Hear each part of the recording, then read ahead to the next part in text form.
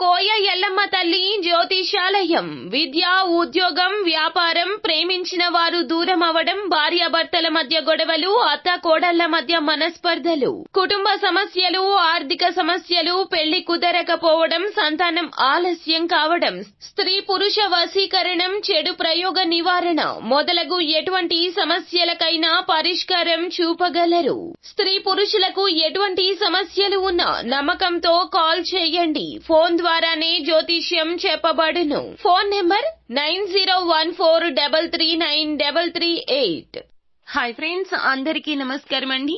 December మాసం 7వ తేదీ అనగా శనివారం తిథి. ఈ రోజున తులారాశి జాతకులు మీరు మాట్లాడేటప్పుడు జాగ్రత్త. జరగబోయేది ఇదే. ఏం జరగబోతుంది, ఎటువంటి ఫలితాలు పొందుకోబోతున్నారు అనే వివరాలు ఈ వీడియోలో మనం తెలుసుకుందాము. అంతకంటే ముందు ఫ్రెండ్స్ వీడియోని పూర్తిగా చూడండి. అప్పుడే మేము ఏం చెప్పబోతున్నామో మీకు అర్థమవుతుంది. వీడియో గనక మీకు నచ్చినట్లయితే గనక లైక్ చేయండి. మీ లైక్ మాకెంతో సపోర్ట్ అండ్ ఎంకరేజ్మెంట్ గా ఉంటుంది. ఇక ఆలస్యం అనేదే లేకుండా వీడియోలోకి వచ్చేద్దాము. ఈ రోజు కార్యక్రమాలలో బిజీగా ఉంటారు. క్రీడాకారులు అయితే గనక ఖచ్చితంగా మీ యొక్క ఆటలో మీకు గుర్తింపు వస్తుంది. కొత్తగా డబ్బు సంపాదించే అవకాశాలు ఈ రోజున ఈ రాశి వారికి ఆకర్షణీయంగా ఉండబోతున్నాయి. ఈ రోజు పని అంతా కూడా ఒత్తిడి, అలసటతో ఉంటుంది. కానీ మీ స్నేహితుల సమక్షం మిమ్మల్ని సంతోషంగా రిలాక్స్ అయ్యేలాగా ఉంచుతుంది. మీ ప్రియమైన వారి కుటుంబ పరిస్థితుల కారణంగా మీరు కోపాన్ని ప్రదర్శిస్తారు. వారు స్నేహితులు కావచ్చు, సన్నిహితులు కావచ్చు. వారి యొక్క సమస్యలు మీ సమస్యలుగా భావించి ఈ రోజున మీరు తలమునకలైపోతారు. కానీ ఇక్కడ ఒక విషయం గుర్తు పెట్టుకోండి. మీరు ఎదుటి వారికి ఈ రోజున ఎటువంటి సూచనలు, సలహాలు ఇవ్వతో. ఈ రోజున మీరు చేసే మాట సాయం మీకు కలిసి రాకపోగా ఇబ్బందులకు గురి చేస్తుంది. మీరు ఎవరి పక్షాన అయితే మాట్లాడారో వారే మిమ్మల్ని తప్పుపడతారు. మీ యొక్క మాటలు వారికి రుచించవు, సహించవు. కావున మాట్లాడేటప్పుడు జాగ్రత్తగా ఉండండి. మీకు తెలిసిన విషయమైనా తెలియని విషయం అయినా కూడాను ఈ రోజున ఏ విషయాన్ని కూడాను మీరు భుజానికి ఎత్తుకోవద్దు. ఏ సమస్య అయినా కూడా మౌనంగా చూస్తూ ఉండండి. మీరు చేతనైతే గనక చేతనైనంత సాయం చెయ్యండి, కానీ మాట సాయం చెయ్యతో.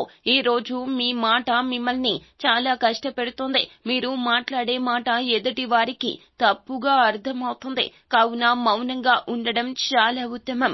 ఎందుకంటే జరగబోతుంది ఇదే.